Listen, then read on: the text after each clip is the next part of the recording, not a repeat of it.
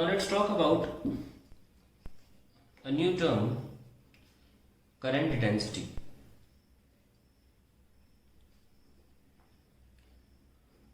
Current density is defined as current per unit area. इसको दिखाते कैसे हैं? J is equals to I by A. जैसे कि मान लीजिए हमारा ये एक मटेरियल है, तो हम ये एरिया की बात कर रहे हैं, तो ये करंट जा रहा है. So this is the area of cross section we are talking about, where both current density and area are vectors. So current actually हो जाता है J dot A और से J A cos थीटा. तो अगर आपका conductor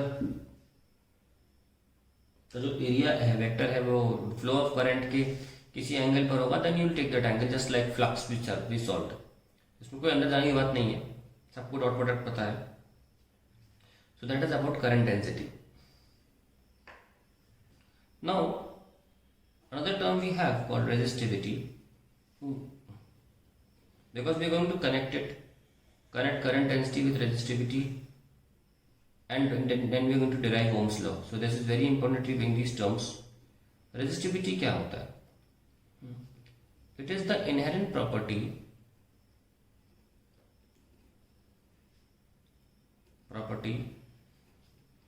of all existing materials. सभी की रेजिस्टिविटी होती है, मेरी भी है, लकड़ी की भी है, पानी की भी है, हर किसी की रेजिस्टिविटी होती है. Inherent property of all existing materials. It denotes the presence of free electrons in the material and also indicates the property to conduct or property to conduct or to resist the flow of current. आप allow बोल सकते हैं, conduct का मतलब current ही हो गया. Property to allow or to resist the flow of current, यानी कि इलेक्ट्रॉन्स in a material.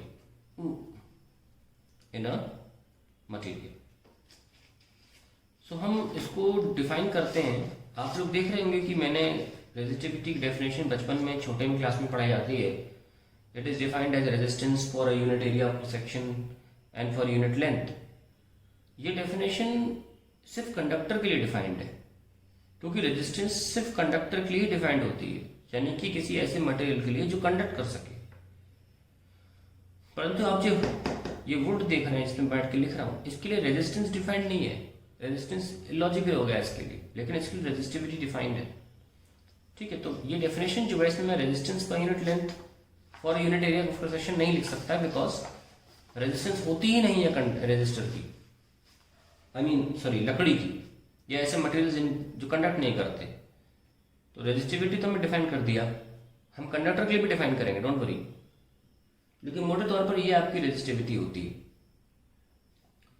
अब रेजिस्टिविटी की बात करें तो on the basis of resistivity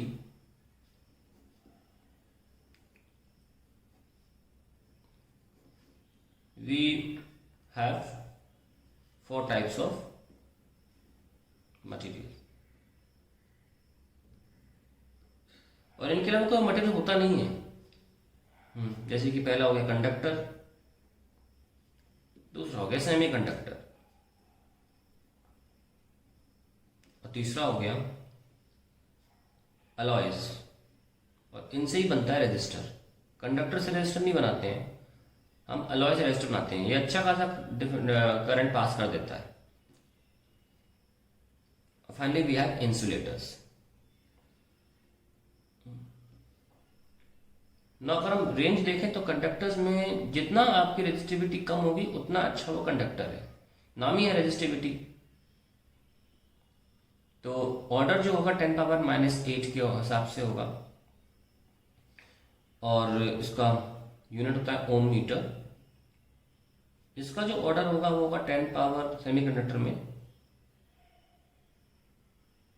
it will be like 10⁻⁸ to 10 power plus sorry -4। ये वेरी कर सकता है, ये डिमार्केशन कोई कंफर्म नहीं है, मतलब एक्यूरेट नहीं होती, किसी भी किताब में आपको थोड़ा थोड़ा फर्क दिखेगा, लेकिन मोर और लेस ये सही है।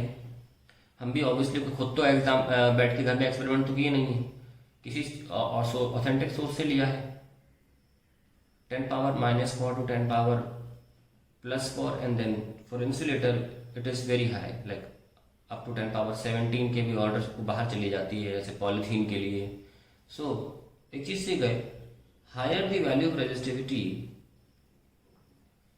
Value of resistivity